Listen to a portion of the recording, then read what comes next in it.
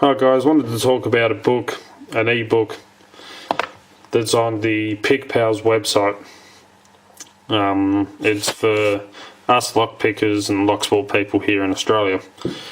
I got it on my phone and had a read, and it is fantastic. This is the book here. So it's lock picking in Australia.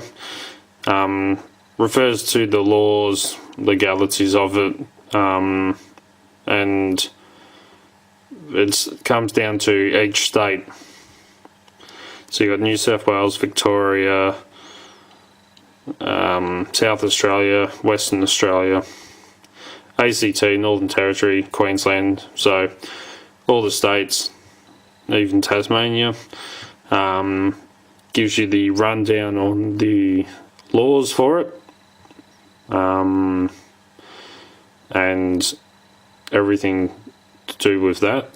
Very interesting read. Has one of my favourite bits in here, the Locksport Code of Conduct. As you know from my videos, I always put up about following this to keep it legal for all of us to pick locks.